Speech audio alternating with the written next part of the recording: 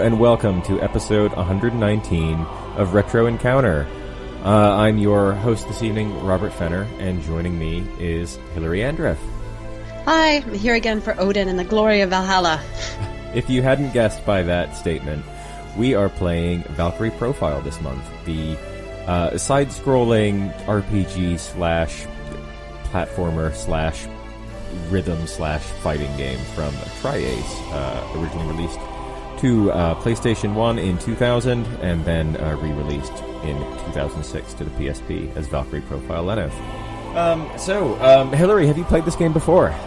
Yes, I have. A long time ago. I played it when I was in high school, actually, and then a few years later, I got about halfway through on hard mode again. So, yeah, multiple times. Lucky you. This game also came out when I was in high school, but it was one of those really highly sought-after late PlayStation 1 games. So I could never find it in stores, and the rental place that I went to, it was always checked out. So I didn't get a chance to play it until... I played it a little bit, but I really dove into it and made a real playthrough when I picked up Lenneth on PSP when that came out. So this is a weird and unique and really cool game. It's a Yoshiharu Gotanda game, who is the founder of Tri-Ace and the guy behind Star Ocean. But it's not really like anything else that Tri-Ace have done, and in fact, it kind of stands apart from other JRPGs of its era and as of now. It's like a lot of JRPGs, it does borrow a great deal from Norse mythology. It's probably one of the most influenced Norse mythology based games out there, but it is very much a bastardization of those of those myths. It's not very accurate. Yeah, you could definitely say that. I remember when I kept an eye out for it, actually, once I heard it was coming out, specifically because of that. Because I'm definitely a mythology buff, and I booted it up, and like within the first few minutes, I was going, "Wait, isn't Frey? It's Frey, and it's a girl." Yeah, exactly. Shouldn't Odin have an eye patch? Yeah, it's kind of all wrong, but that's okay. It really is. It's surprising how okay it is, at least in my personal case. Yeah, it's the kind of thing that annoyed me at first, and would normally annoy me, but I think in the case of Valkyrie Profile, its world is so weird and its writing is so strong that it manages to make up for its glaring inaccuracies. Yeah, it's almost something entirely different. Honestly, it kind of becomes its own different story. Valkyrie Profile, so named because it takes place from the side view. So your Valkyrie is in profile, follows the adventures of Lenneth Valkyrie, the titular Valkyrie. She's a death goddess who is taking the souls of those who've fallen in battle to become great warriors of the forces of Asgard in Valhalla to fight on the front lines of Ragnarok, the end of the world. Right. My cat's walking across my keyboard and he's making a lot of noise. Sorry. I don't know how much we're going to go into this today, maybe a little, but you learn pretty early on, like in the intro, that she is one of 3 of the main Valkyries in this world, and she's recently awoken, I guess, to her Valkyrie form job, and Odin and Freya task her to, look for basically the best warriors they possibly can, recruit them, send them to Valhalla.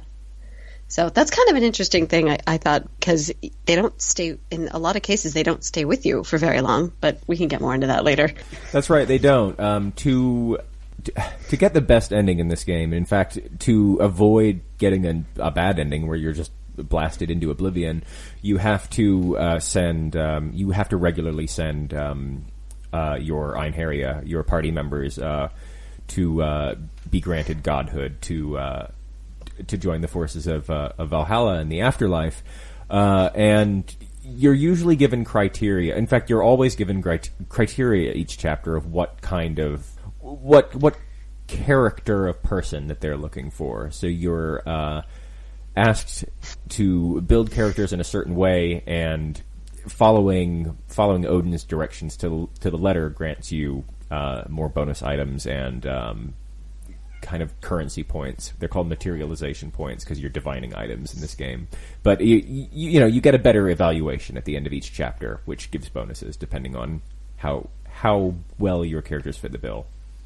Yeah, and there are a lot of skills and different areas that you can kind of play with. I think they have... It's almost overwhelming.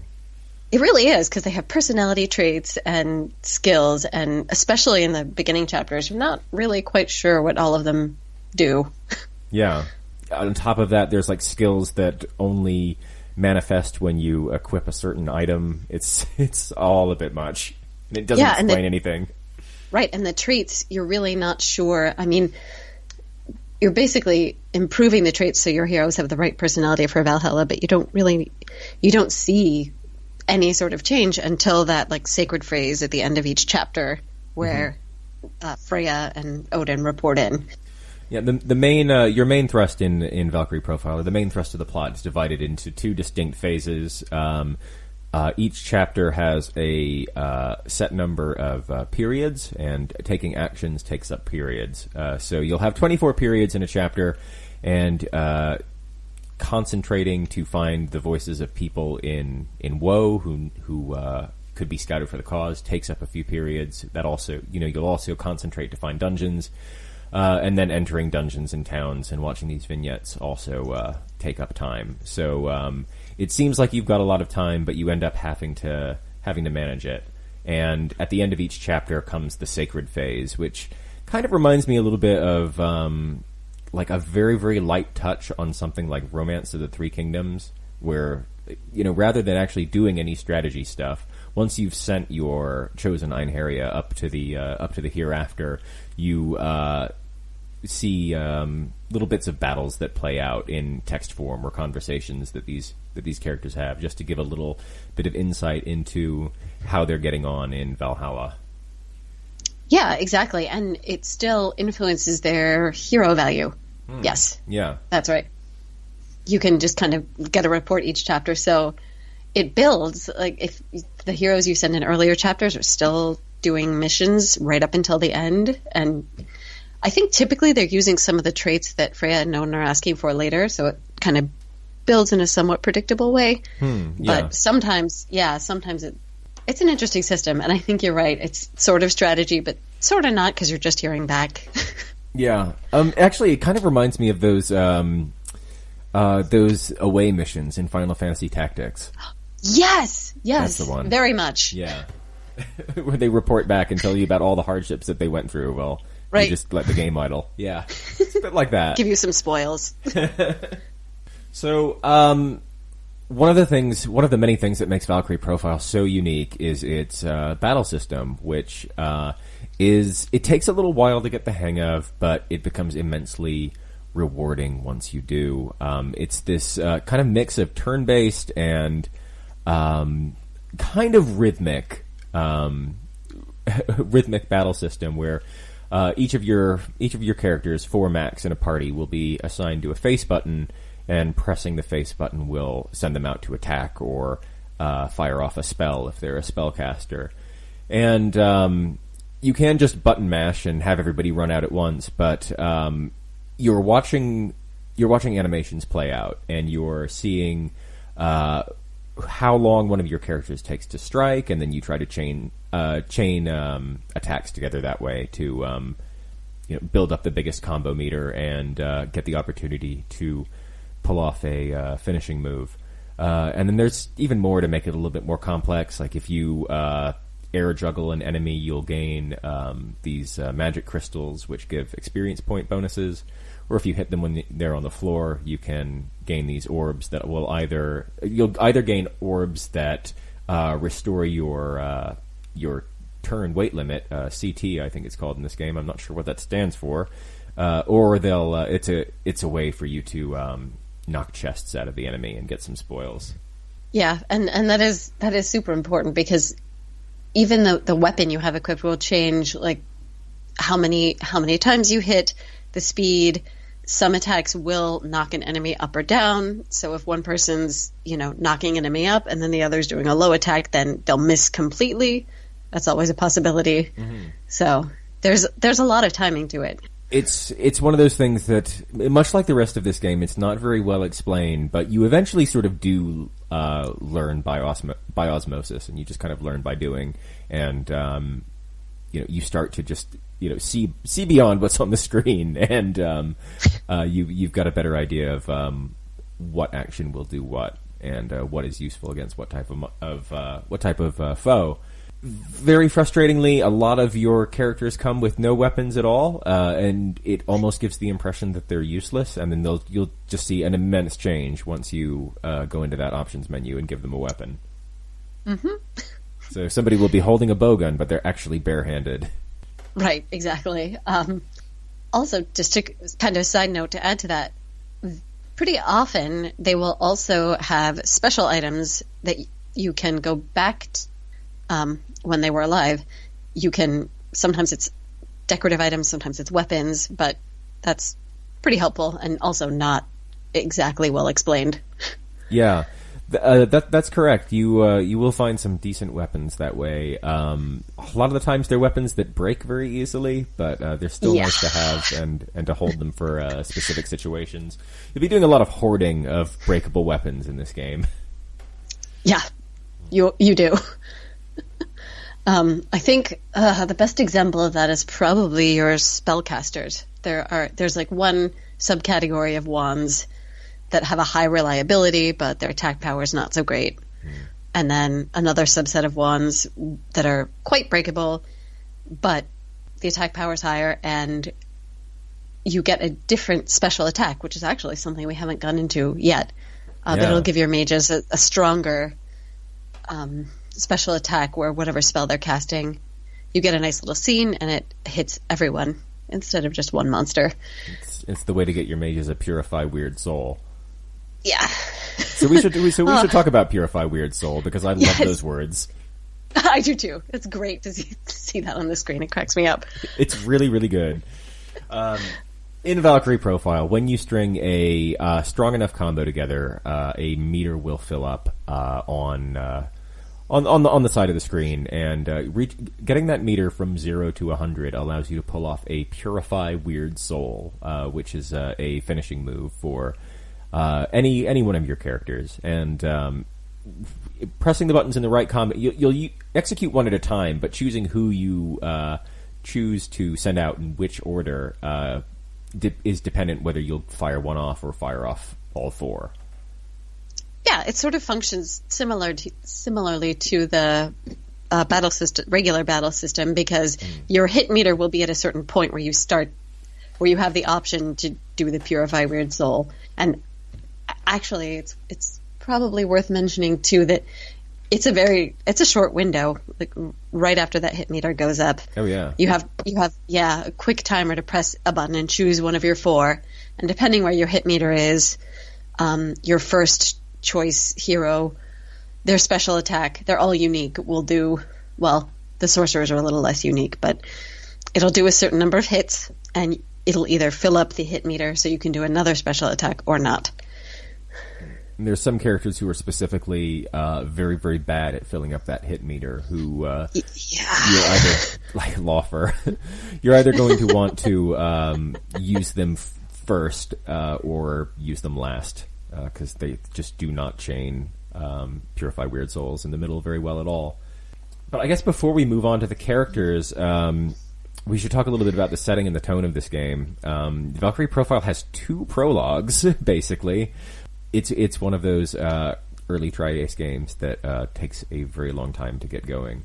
But the first prologue is actually completely optional. You view it from a menu on the from a menu choice on the title screen,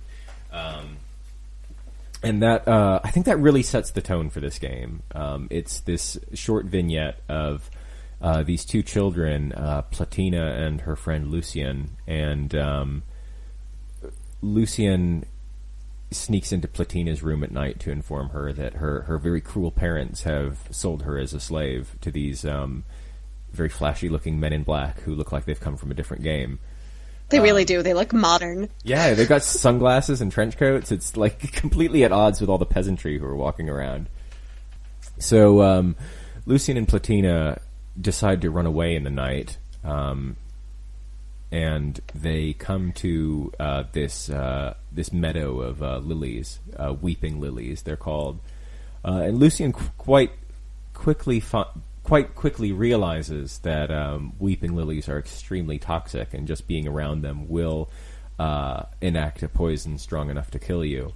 And Platina decides to lay down in the meadow because life is so horrible that she might as well die, which is very, very grim. It is grim. It's also very, very dramatic, and I think you're right. It set the tone quite well. And also, it's Brock and Misty's tearful goodbye.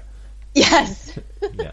Yeah. Valkyrie Profile. The voice cast is the cast of the first Pokemon anime, full through and through. Especially of note is the late Maddie Blaustein, who voices Arngrim and Lizard Valeth. That was before she became a woman. Sadly, no longer with us, but she's the sister of localizer Jeremy Blaustein, who also worked on this game. But that's just an aside. We're talking about the tone. I'm everywhere today. This is a very, very rare game in the fact that there's almost no levity in it at all. This is a very serious and somber game that just about every scene in this game is just a tragedy in motion, almost to the point of absurdity sometimes. Yeah, that's a very good description. And I remember first playing it, and on this recent playthrough, exact same thought that the voice acting actually kind of complements the almost to absurdity part of that statement. Oh, for real? Yeah, it really does. It's just such an interesting contrast, and I don't know. There are points where it just sort of hits in a really interesting and evocative way, just either because there's like a disconnect or because there's kind of an undertone of like absurdity in what's going on, and you can hear that the voice acting enhances it. So.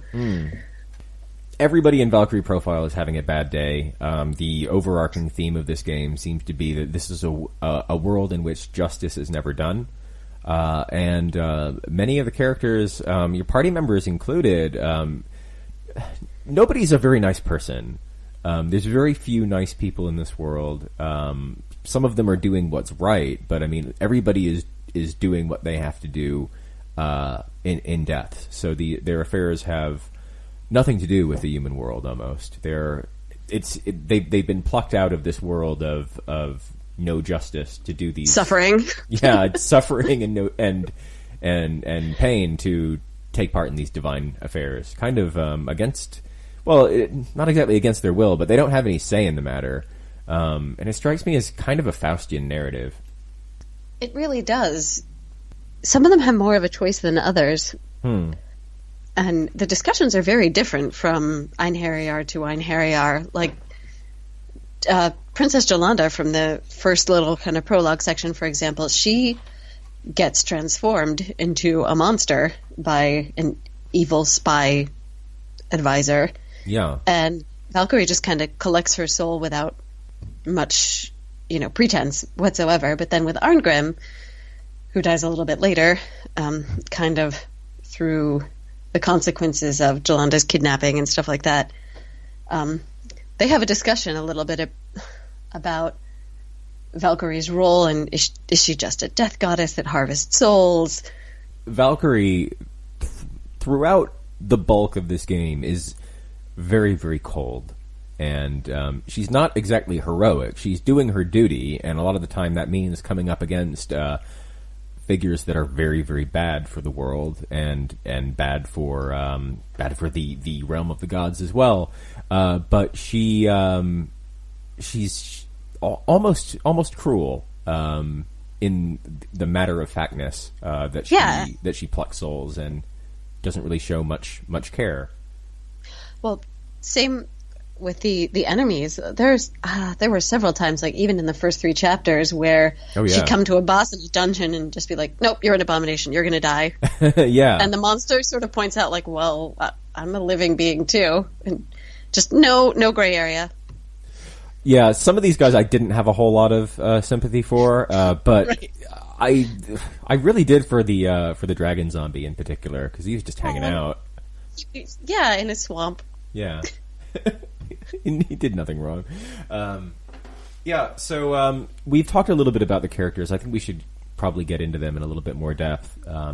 You mentioned the first prologue, Chapter 0, or the second prologue, Chapter 0, which is the story of Arngrim and Jolanda.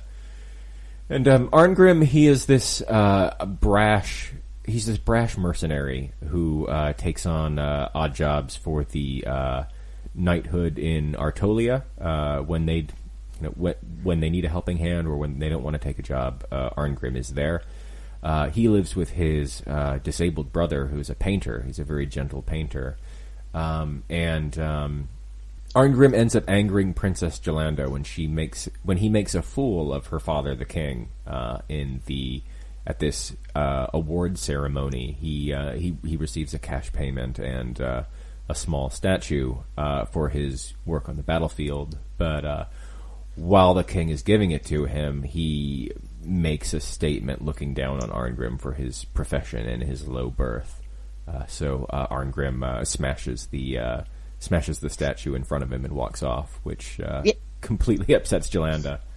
Yeah, and it really is in line with some of the themes we were talking about earlier. With no one's actually particularly good, because Arngrim's thinking, oh,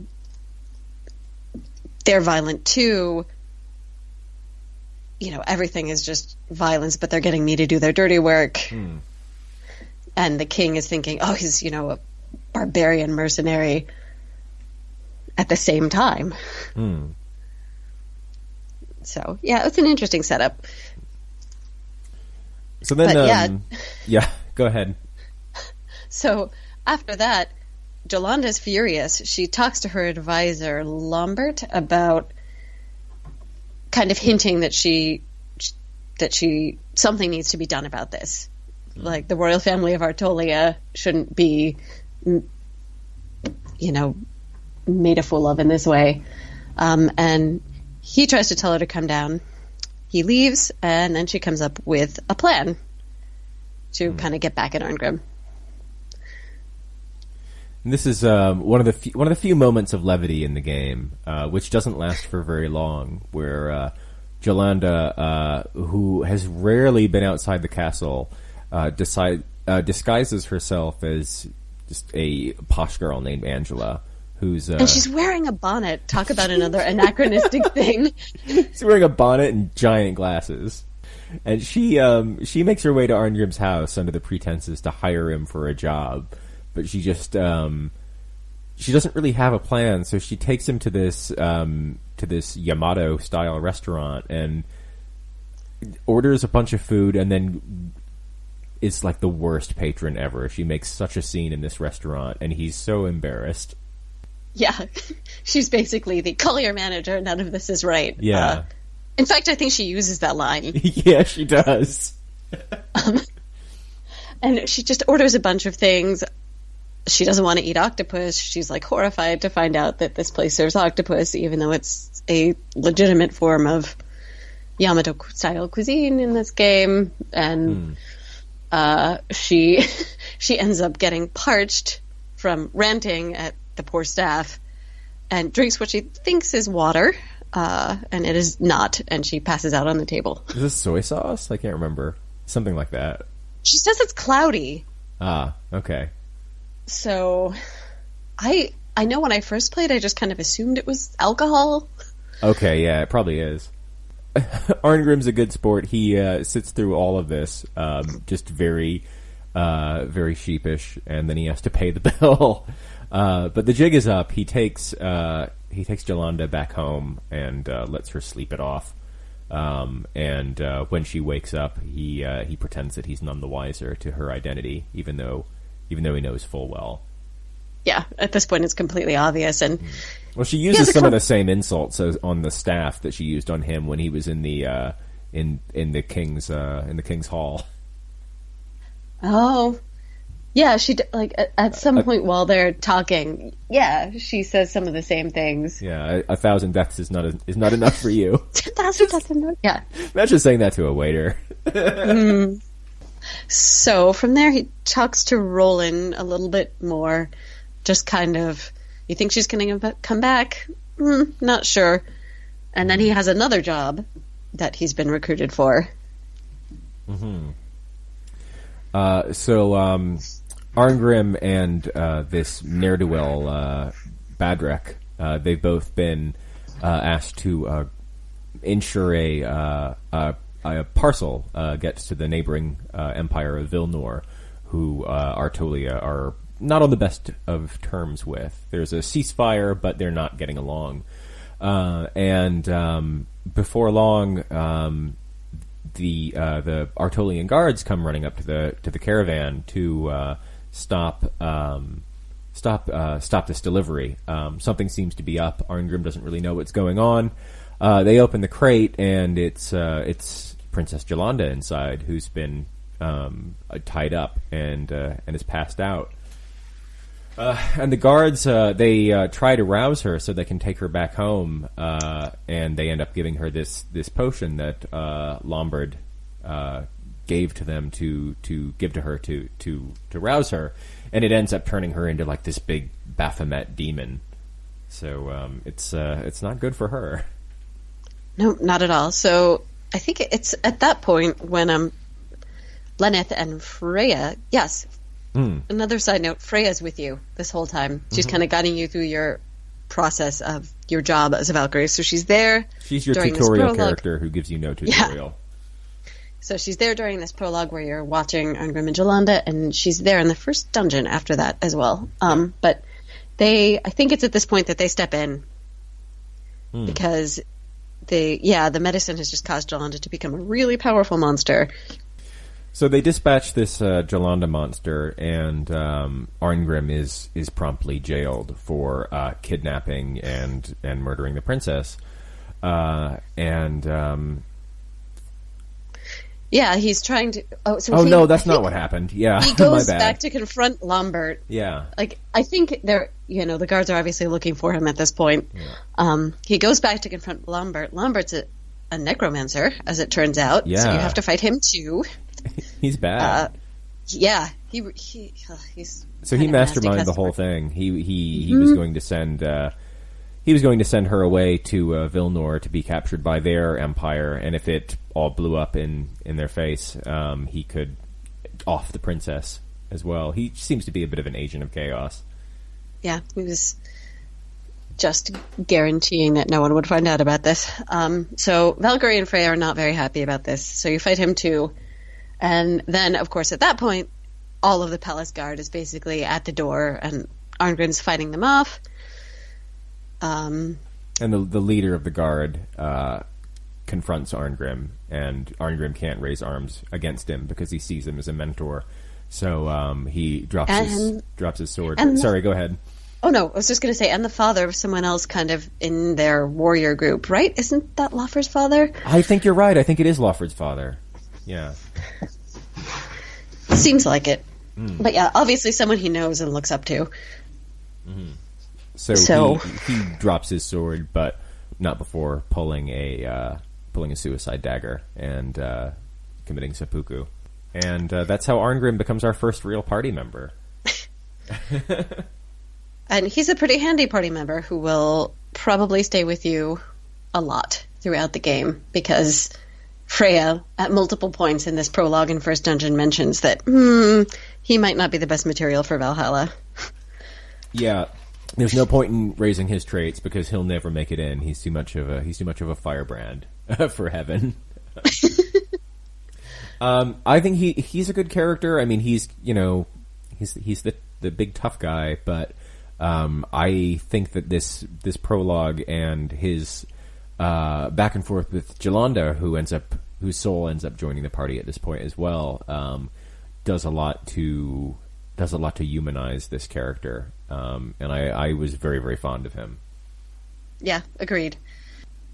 And they talk to each other, if I'm not mistaken, a little bit too when he's recruited because she's already there. So he gets to know that she's like relatively safe, and it's another like nicer moment in all of this. It is, yeah.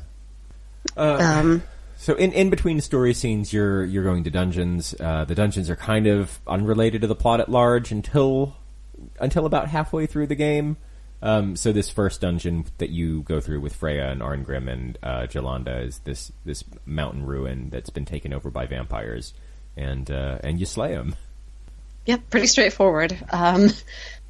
After that, I mean, it's definitely the tutorial dungeon. So, like, I guess another thing to point out here is that some of the dungeons in the game have unique qualities, which is great. Like this one, there are pillars that you have to smash, and you're basically just learning using Valkyrie's crystals, which you can use to like jump up ledges.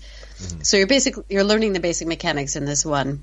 But later dungeons have special things as well that you'll need this information for. Like the one that I just finished in chapter 3, there are sort of these ice lasers, so you have to use your crystals to focus them in different directions. I hated this. This was it was a cool idea that was very poorly executed. Yeah. Some of these dungeon ideas are more well executed than others, but most of them have some kind of unique like event experience feature. Yeah, which gives you kind of Dungeons and Dragons style party EXP every time you pull off. Very helpful if you're very helpful if you are on hard mode and everyone starts at level 1, no matter where you are in the game. That's right. You're playing on hard this time, aren't you? I am. I am not. I couldn't face it. I've tried before, but I knew that I probably wouldn't complete it in time if I did. Yeah, I wanted some of the extra plot points because last time around I got to about chapter 4 or 5 on hard mode, and there's some extra characters. There's a little extra background, so I really want to try and get through that. Frustratingly, Valkyrie Profile is a game that gates story content and dungeons behind your difficulty level. Which I really could have done without that. It feels a little gatekeepy. I guess it's encouraging repeat playthroughs. Yeah, it seems a little bit misguided. Yeah, it does. At least. It does, but it doesn't, because one of the biggest instances of that is the A ending, and that is just gated in an extremely obscure way. So it would take, I don't know how long it would take to actually kind of figure it out and stumble into all the right steps you need to take to get that ending. Yeah, like, it's I think you'd give up. Complicated to get the true ending of this game. Yeah, I should also mention when I originally got this game, I also got the strategy guide, and I have it with me, so I'm actually using it now and then. So I'm doing this old school. Very nice. Yeah, I've got guides in hand, but not the physical guidebook. That would be lovely. But yeah, navigating the dungeons in this game, I wouldn't really call it Metroidvania-esque. It's a dungeon scene from the side view. You go in and out of rooms. You fire off these crystals to create platforms. Mostly, you're just going up and down, in and out, and making sure you are making sure you know where you are on the map. I think a little bit more could have been done with these dungeons. I think the odd puzzles that pop up every so often aside, there's not a whole lot of difference between them, and some of them don't feel too well authored. I mean, some of the caves in particular feel very, very similar to each other. Yeah, definitely. I have to agree on that. It seems like there's kind of, in a lot of them, there's one small aspect that kind of differentiates them, but especially the Caves of Oblivion. I mean, yeah, those are hard to get excited about. They are. It's this not quite procedurally generated, but it's a different instance of the same dungeon that pops up every chapter, and the instances are randomized, but they're all discrete from one another. But they all look exactly the same. They're just different by what types of rooms there are and what types of monsters there are. Yeah, and I always kind of wondered if that was an intentional choice, just so that you don't know which Cave Oblivion you're walking into? I think it probably is. It's a neat choice. I mean, you can, if the die rolls correctly, you'll get a like end of game Cave of Oblivion in the first chapter and not be able to do anything. And I love that kind of thing. Right, or you're like running through there extremely fast, just crystallizing the monsters and grabbing whatever treasure you possibly can. Yeah. But there's a downside to that as well, because you won't get, the cave will disappear after you go through it once, so you won't get any of the experience from the enemies. Mm-hmm. Yeah, it's interesting, but especially the look is just very bland.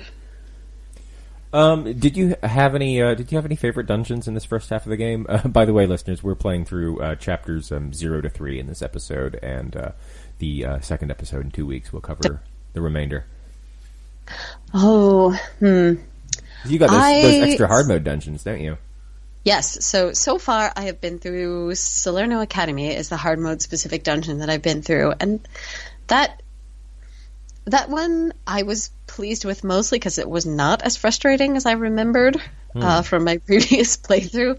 The idea is it's actually loosely associated, I think, with the Magic Academy in one of the towns, and they were doing botany research, so it's kind of a plant-themed dungeon. There are vines that you cut through, and then there are 3 types of vines that respond to different scents. So it's kind of a maze. You have to figure out how to get to the 3 scents, what rooms those are in. And then you have acid to stop the vines from going back for a certain number of screens. So you have to plan how to get from point A to point B in the fewest number of screens to get past all of the vines to the boss. I don't know if I ever did that one when I played on hard mode. That sounds really complex and quite fascinating for a first chapter dungeon.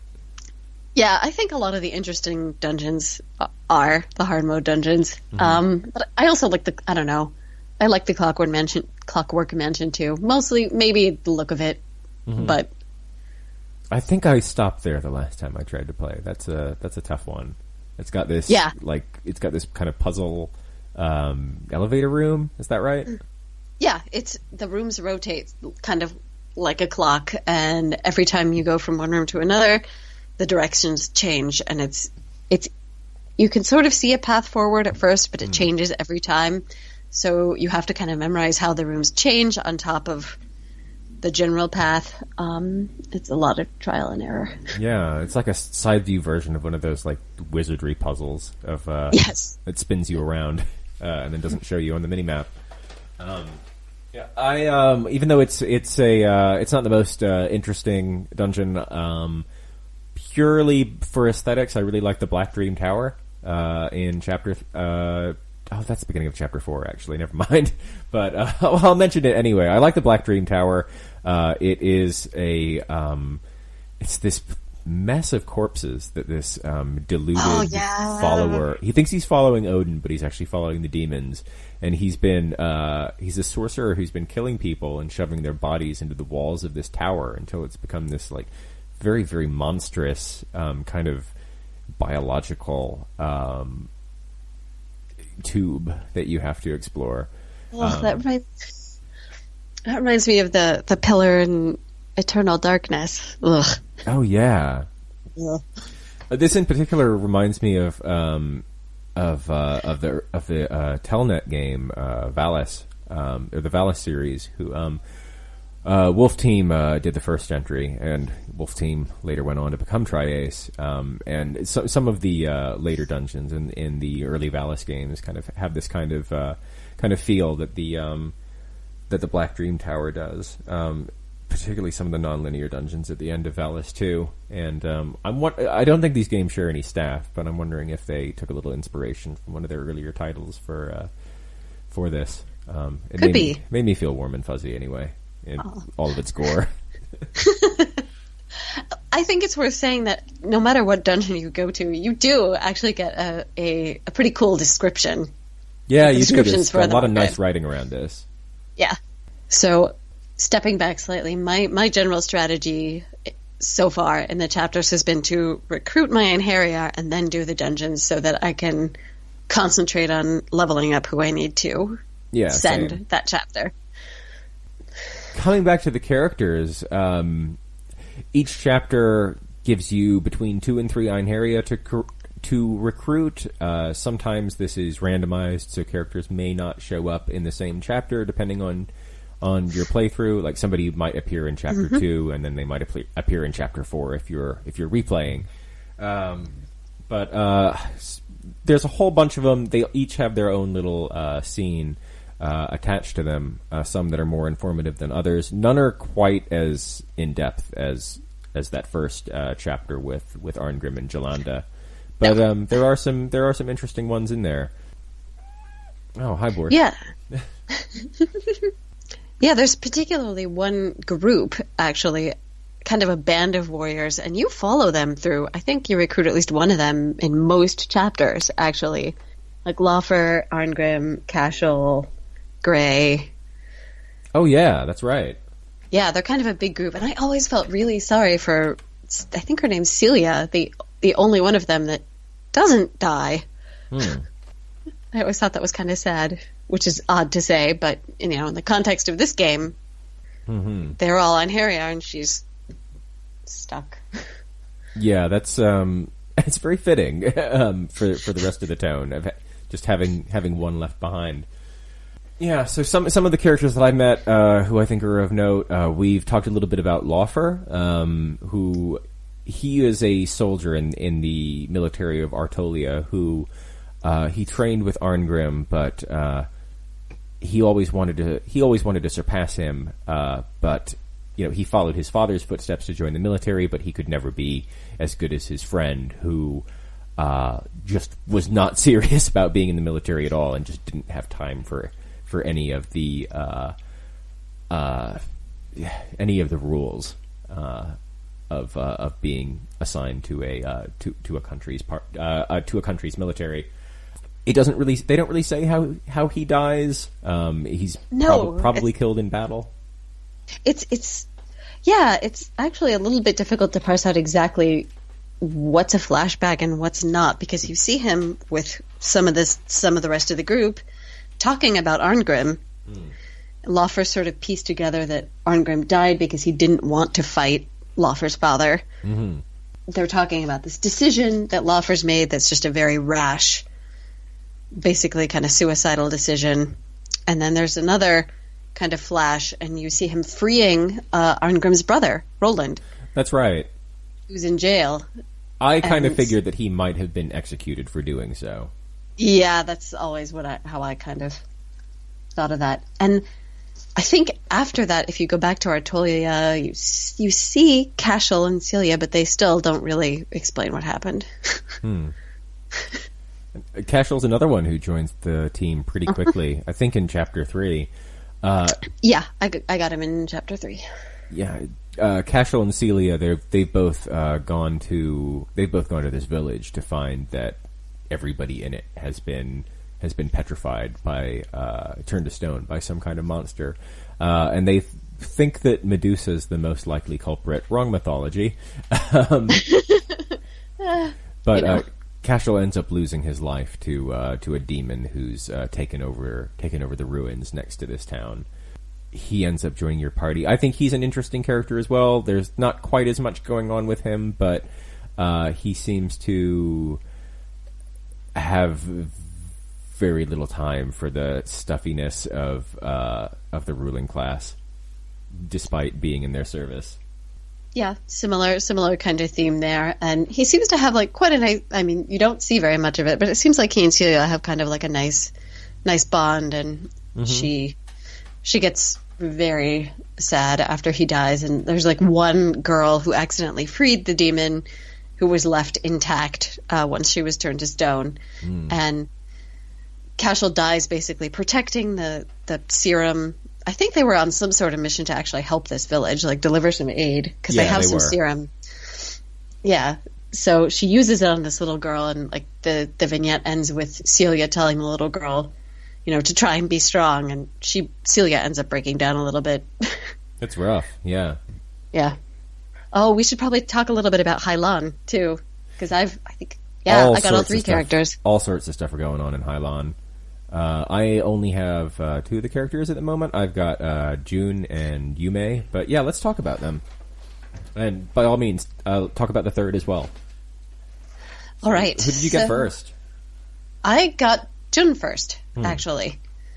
Yeah, so did I. So let's see. He's another warrior type. He's searching for a remedy for his twin sister, who is blind. And he ends up coming to a mirror cave, finding a demon, defeating it, but it's not a real demon because the cave is a mirror, and it turns out he was the demon all along, so he kind of becomes a demon. And those who fight demons. Yeah. And Valkyrie eventually comes and frees him and has a discussion with him about, his violent tendencies. And since twins are connected, was it that hurt his sister, or I don't know. It was kind of an interesting conversation that they had. I think there's about half of a good idea in Jun's vignette, and then the other half just makes no sense. Yeah, that sounds because right. there's definitely a demon, and they kind of decide that it's a mirror cave after the fact. There's this demon is pontificating, saying I'm actually a floating soul and I'm possessing these vessels. But then they decide it's a mirror, and he's confronted himself, but he had to die anyway. And if you're living in a world of demons and you're having to kill some wicked demons to try and cure your loved one's blindness, I don't think he's that. I don't think he's that bad. But no, yeah, exactly. I don't think they handle it that great. No, he does end up restoring his sister's sight, if I'm not mistaken. He does, yeah. But at the cost of his own life, and I think there's a little bit of pondering whether it would have been better for her to live on blind by her brother's side. Yeah, she seems to think so. And there's a cute little scene in Valhalla where you get some extra hero points because he's thinking about how she's doing. Yeah, that is very sweet. Let's see who else. Okay, so I got Yume next. Yeah, I did as well. Yume's a mermaid, and she is seeking is it the clear lapis? Is that what it's called? The cerulean. Cerulean lapis, which is some kind of magical gem that grants wishes. She gets pulled aboard a fisherman's boat. Yep, and it's an intentional trick on her part because she has a mermaid form. She's hiding those mermaid feet. Yes. But she wants to go to the human village to investigate the rumors about this magical wish-granting stone. So she asked this fisherman and his son, Fuyuki, about it. And she's also trying to find her father, but kind of at the same time. It soon becomes apparent that Yume's father was the Lord of Hailan, who a couple of decades before, he was waging a war against the merfolk. But when he went out into battle, he disappeared for a while, and then he came back with a newfound love for the merfolk and tried to put a stop to the war. So he was getting busy with a fish lady. And that resulted in Yume, who is a half mermaid, half human. But he has passed on. And when she learns this, she explains to Fuyuki that her mother was basically just kind of completely ostracized among the merfolk for having dealt with a human, and that it was just a really psychologically and emotionally awful for both her mom and her, and that part of the reason that she wants to find her father is maybe, and also she mentions that I think her mom has died. That's right, she has. I can't remember how, but I know that she becomes quite despondent when it becomes apparent that both of her parents are dead. Right, she said, well, I wanted to find my father so that maybe at least he would cry for my mom, which, oh my god, that was so sad. It's tough. Yeah.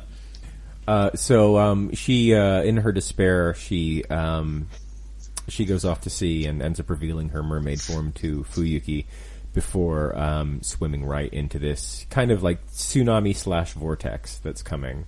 It's a very strange weather phenomenon around us. It's like it's shown in an FMV, sort of, kind of. And when she disappears, this cerulean lapis appears on the beach. Fuyuki picks it up, and it said when the heart of a human and the heart of a mermaid become one, when they resonate with each other, this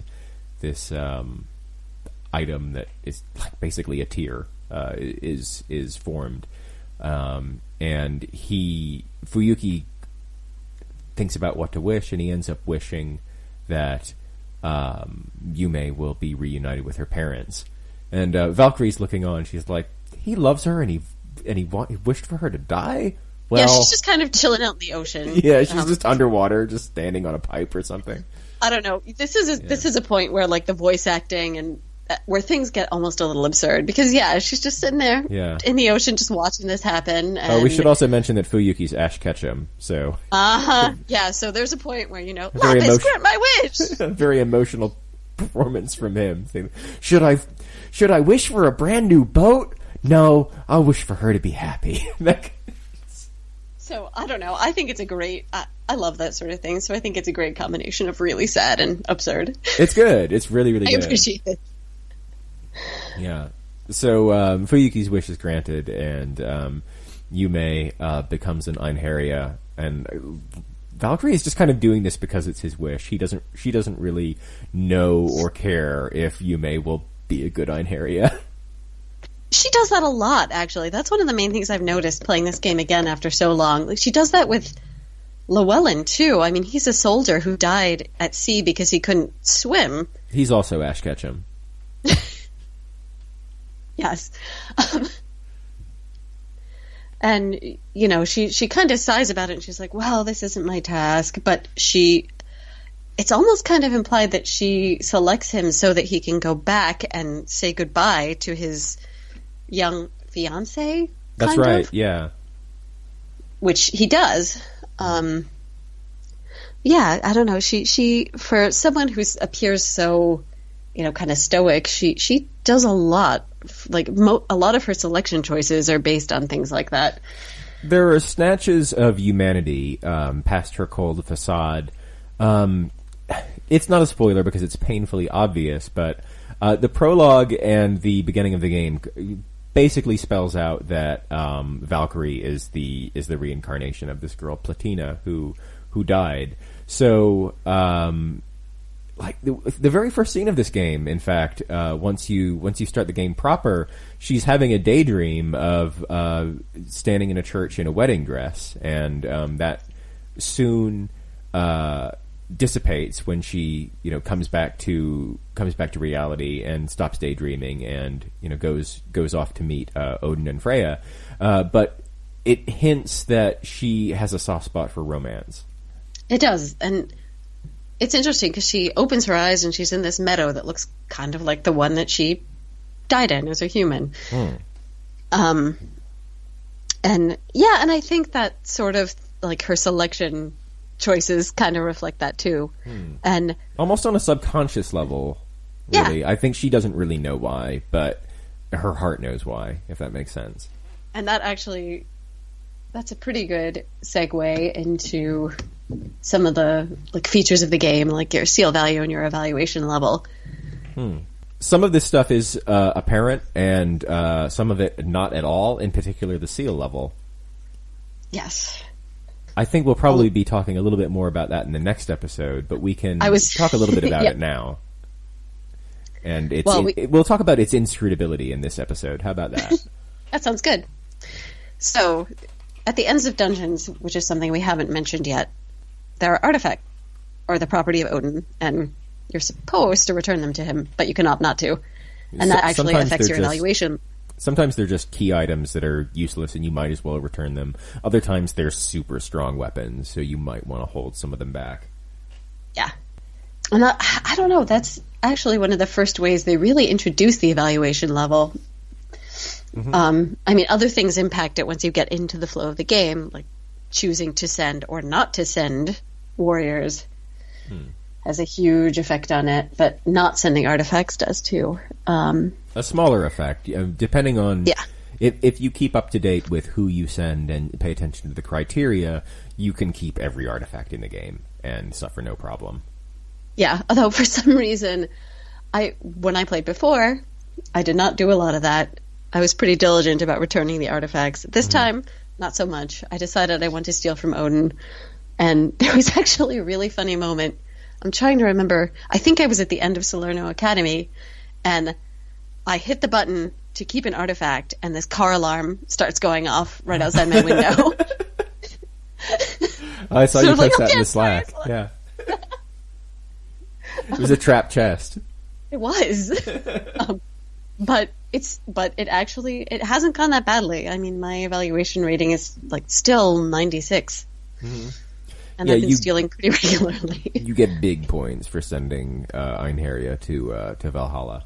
So, but yeah, I've been stealing pretty regularly as well. I think my evaluation is similarly high. Your evaluation level doesn't really matter as long as it's above 0. And which I might talk about a little bit more next time. Please. I'm planning on setting aside a save to you have an option to rest actually and not do anything, which is the quickest way to get your evaluation down to 0. Sleepy, depressed Valkyrie. Yeah, and if you do that, you get a separate ending. So I want to see that, so I'll talk about that next time. We will come back to that. But there's also a seal level, which it took me forever, until recently, to figure out exactly why it was called that. Whereas the Einherja have their hero level, Valkyrie, as a goddess who doesn't have human traits, she has something called a seal level, which is not explained, and depending on your actions, it seems kind of arbitrary until you figure out what's going on, probably with the help of a walkthrough, certainly in my case. Same. If you just watch it naturally, it starts at 100. Mm-hmm. And it wavers a little bit, but it's hard to figure out exactly what factors are making it go down. And that's actually, there are several things we probably could have done at this point in the game, but I think we're both maybe not doing, because they do decrease her seal value. At least in my case, I'm trying to keep her seal value high right now. Oh, you are? Yes. And starting toward the end of chapter 3 and 4, it's going to go down. You're going to want to keep it high until chapter 4, because that's when things start to kick off. That's correct. And there's a lot of plot related stuff that we'll be discussing then as well, unless you've run into any of it at this point. I have not at this point, but I will be soon, and I'll be making a decision on what actions I take. Oh, that's exciting. Oh, so sacred phases. Anything else that I think we basically covered it. I think so, yeah. I think we've kind of done the first half of this game. We would be remiss not to mention Motoi Sakuraba's soundtrack, though. What do you think of the music in this game?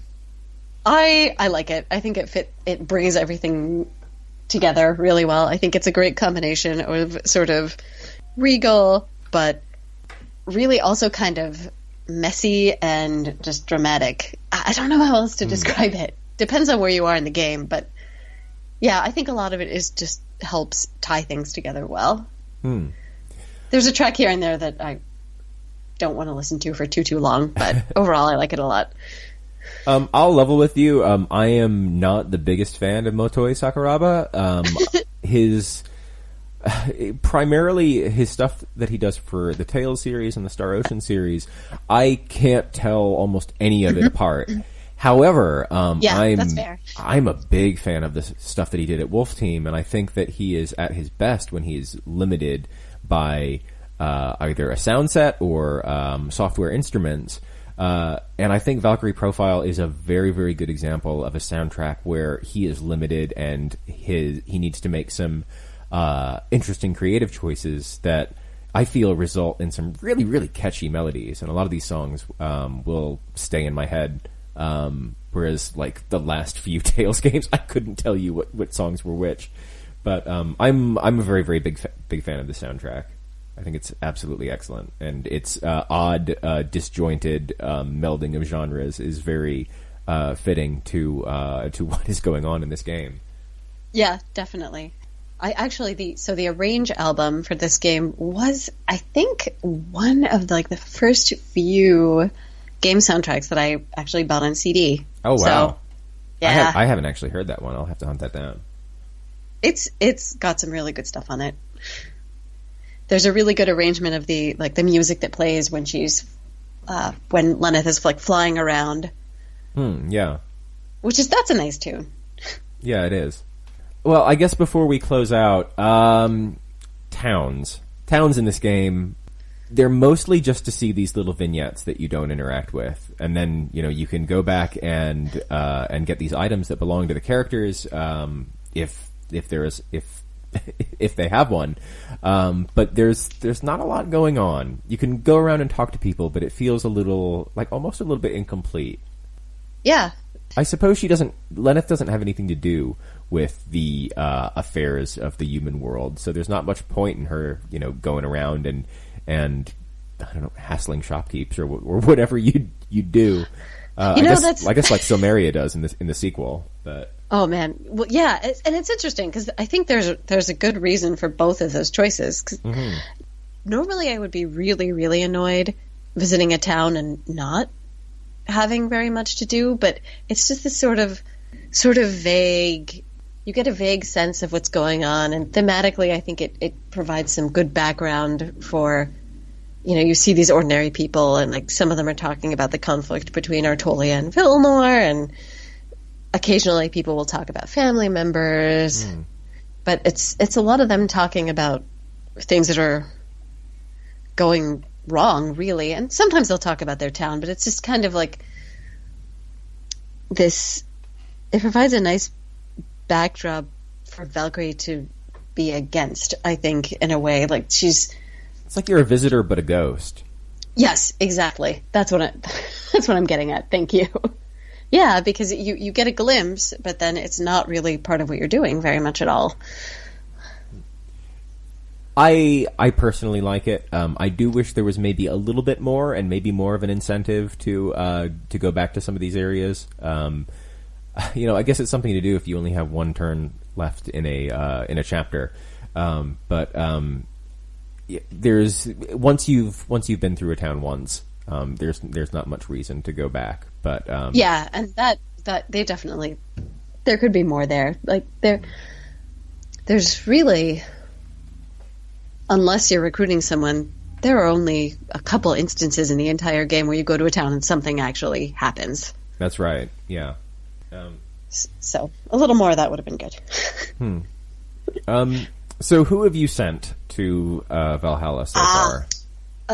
So I've been sending a lot of people, actually. I sent Jolanda, I sent Belinus, who we didn't really tell his story.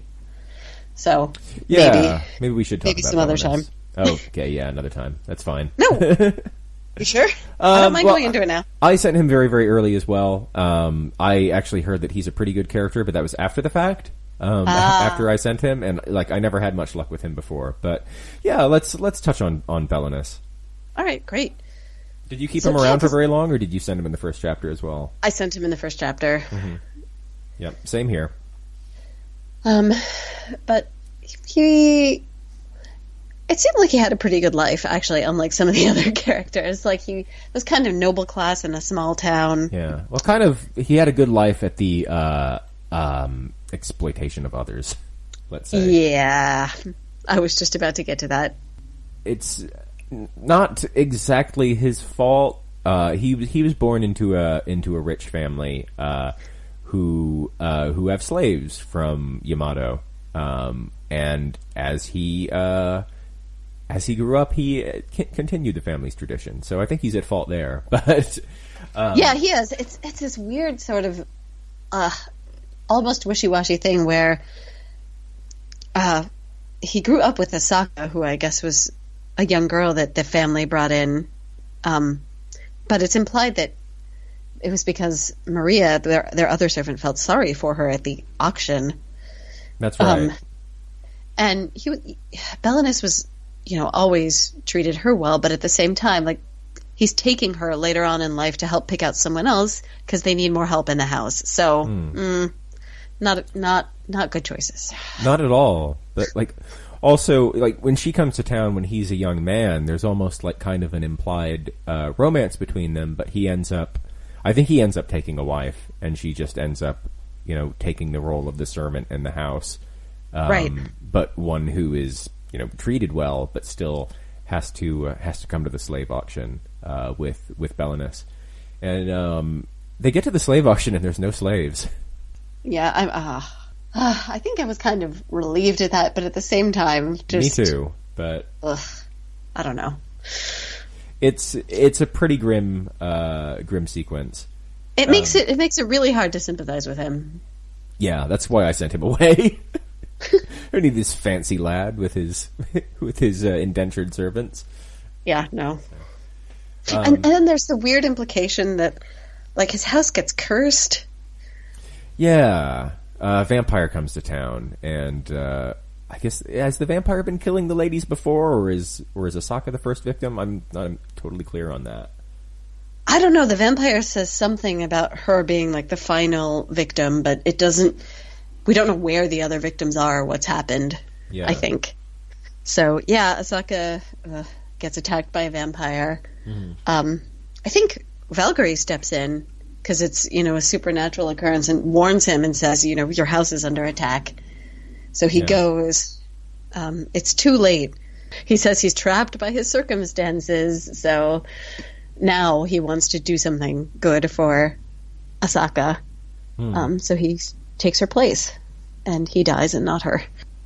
But then later, if you go back to the house, you find some poetry that's about vampires, and it's like in his room. So I don't know what's going on there. He's a Twilight fan? Maybe. I wouldn't be surprised if he somehow like alerted the vampires or something. So we both sent Belenus in chapter 1. And I sent Yolanda too. I know it's a good strategy to keep her around because depending on how the game plays out, it might be a while before you get another sorceress, but I sent her. Mm-hmm. Who have I sent? I wanted to send Llewellyn, and his hero rank was not high enough, so I ended up sending June. And then I still couldn't get that hero rank any higher. I think Llewellyn's just a bit of a not very good character who you're supposed to send early on. So I ended up sending Janice, who is another archer. He's another interesting character, actually. And one I haven't recruited yet. Have you not? Okay. But I suppose you've seen him in past games. But I guess we can probably talk about him in the next chapter then, since we did Belenus now. We should also talk about Nanami next time, because I've recruited her, and I don't think you have yet. That's right, yeah. Okay, we'll save them for the next episode. But let's see. I also sent Jun and Laufer because I wasn't sure how many heroes I would be able to send in Chapter 3, because Freya wants archers, and there are only 2 of them in the entire game. So I was kind of trying to send a lot of people early in case something bad happened. But I still have Llewellyn, so he fit the bill. So that's everyone. Yeah, that's me too. So what do you think so far, coming back to it after a few years away? I actually think it's aged pretty well. Like I'm still enjoying playing it a lot. Same here. It took me a little while to get back into it. I previously mentioned that long Tri-Ace intro. It's one of the things that always puts me off replaying Star Ocean 2. Yeah. I love that game. So although it took me a little while to get into, and like I haven't played this game in at least a decade, it took me a while to get back to grips with the combat engine, but once I did, I'm having a really, really great time with it, and I think it goes along at a pretty good clip as far as older JRPGs go. So it really does. I'm able to do a chapter every night or every 2 nights. Yeah, that's actually that is definitely something that we should say in its favor, is that it's just kind of compartmentalized in a way that makes it really easy to play a little bit at a time once you get through that long intro, which actually, I'm going to be honest, I I brought a friend in, actually, who hadn't seen the game during that intro, just so I have someone to talk to and interact with to get through it. So. It's almost like they should have made both prologues optional instead of just the one. Yeah, or found a way to break it up with something other than just, do you want to save your game now? I don't know. Yeah. It's very long. I think it's one of those games that takes like an hour or two before you get into the game proper. But after that, it does speed along at a good clip. It wastes no time in recruiting characters, blazing through dungeons, and carrying out the sacred phase. So it's that is definitely something in its favor, and it's what is making this so playable to me in a way that many other PlayStation era RPGs just aren't anymore, because I just don't have the time. Yeah, agreed. Well, I think that's where we'll close out our first episode on Valkyrie Profile. We hope that you've enjoyed listening. It's been really fun talking with you today, Hilary. It's been great to revisit this game. Really has. But next week, we are doing our Lunar Year of the Dog episode on Okami. RPG Fan is finally covering Okami. So panel of retro hosts will be talking about that at length.